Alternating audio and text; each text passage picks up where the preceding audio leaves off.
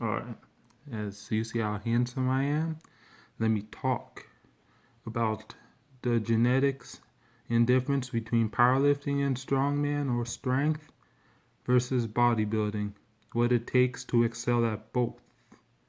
Alright, powerlifting and strongman. Genetics, you have to have good genetics for strength, and you have to have the right leverages for each lift. AKA, you have to have upper body strength and upper body muscle, and enough arm length for any pressing or pulling exercise. And you have to, like, maybe long arms and short torso. That generates, like, you have to use a closer grip to have a good bench press, especially if you have enough arm muscle and upper body muscle and enough back muscle and weigh enough weight to lower the leverages. To have the leverages in a fair advantage. And or you could have short arms, big arch, big pecs, and just be one of those short, stubby guys. Have enough upper body muscle that would do a smaller range of motion, and also weigh enough or weigh light. You'll have enough strength in the upper body lifts, like bench press and shoulder press. Also takes and strength is also a height to weight ratio. It's a height class. You also want to weigh enough or have enough muscle for your height.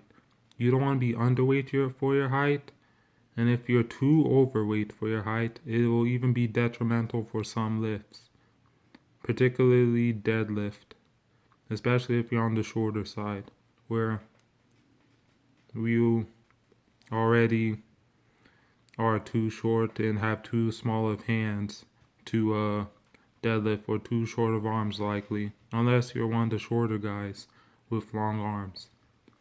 And also you want, or if you're too fat, whether you're tall or short and have small arms, you're not going to get into good position for deadlifts, because your stomach will get in the way when you bend down.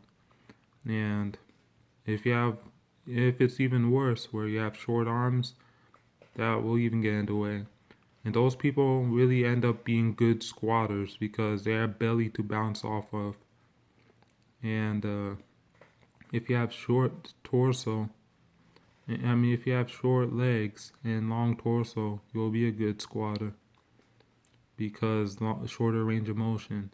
Or if you have big legs, even if you have short torso and long legs, if your legs are big enough from the posterior chain, have enough muscle and strong, as in a strong hamstring, strong glutes, strong lower back, and strong quads, you'll be a strong squatter even with long legs, even being underweight, and if you have enough muscle there. And same thing when you have short legs and long torso if you're built to squat. And deadlift obviously is the biggest leverage lift of them all, right? You just have to have long arms, short torso, and just be strong from the back up, from the calves, hamstrings, glutes, spinal erectors, aka lower back, upper back, lats, and traps and neck, and even the forearms, aka grip. You just have to be strong from head to toe to deadlift. Just like squat, you have to have strong core, just like deadlift, to hold the weight, right? And same thing with bench, either leg drive or just have a complete upper body muscles, right? And legs to leg drive, just have a brutally strong upper body and back to stabilize, and use your lats to pull the weight, tuck in the elbows, and use it as a shelf. And shoulders for shoulder health, and to have power off the chest. And obviously, shoulder press, that is the number one test of strength. Just strong shoulders, because you're as strong as what you pick up off the ground and press over your head. And you just have to either have a strong bench or strong at pressing, and have strong triceps, strong forearms, strong traps, and strong shoulders. And you get strong at that by just practicing it and maybe weighing a certain amount of weight. The more weight, the better. And just being a strong upper body and strong presser. And same thing with pull-ups. Just do them. Not, I mean, if you're strong in the back, like if you're strong at barbell rows, strong at deadlifts, if you're strong, period, and practice your bodyweight exercises, you'll be strong at them, even if you're heavy. Don't use the light people exercise as an excuse. Heavy people could still excel at bodyweight exercises, even if you're obese. If you're brutally strong and obese, you may not win a bodyweight contest, but you'll be that fat ass or 400-pound person who could do pull-ups and dips and push-ups like nothing, man. Even more than the sedentary 150-pound bloke or bloquette who's 100 pounds and can't do a single push-up and pull-up.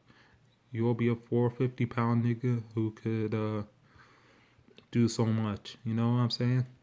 Anyway, and drugs, right? This is what drugs would do for strength. If you have a good response towards drugs, that you got strong naturally, drugs will either make you a world champion, or you already got so strong naturally, you're towards your limit, you only get a little stronger out of drugs, that you won't get severely strong anymore because you're already close to your limit and got good naturally. You're close to the ceiling. Or that uh, you might just get injured even more, or burn out even more, or health problems even more. And then the opposite end of the spectrum, people average or below average strength wise, even if you have the leverages and whatnot, you get a lot out of drugs because it gets you closer to your limit and you still break world records. Or you could be that guy who has bad genetics or average genetics, and you still, with drugs, become average and bad genetics. Even though you'll get better, obviously, but not so much better, and you could pass off as natural. Anyway, this is bodybuilding, right? Bodybuilding, it's about what muscle is developed, and it's mostly about the length of the muscle, the insertion of the muscle, as in high insert, low insert, like calves, bicep, the shape of the muscle, aka muscle bellies, and high lats, low lats, the size of a muscle, the how cut a muscle is, how vascular a muscle is. That's all genetic, and the shape of a muscle. Like even abs, you could have a 4-pack, 6-pack, 8-pack, whatever, right? That's all genetic, and there are exercises that could change that, right? If you train it, or you could lower body fat to see more separation, or change the anatomy of it. But bellies or whatever, they're either genetic or certain drugs that give it to you. And bodybuilding normally is more than one drug, beside steroids or testosterone or any form of androgen. It's also growth hormone, insulin, IGF-1, and synthol, and whatever SCO implant, or whatever the hell these people take. Even clenbuterol, DNP, or other fat burners to get more cut. It just exacerbates what you already have, or sometimes more than steroids gives you more than what you already have.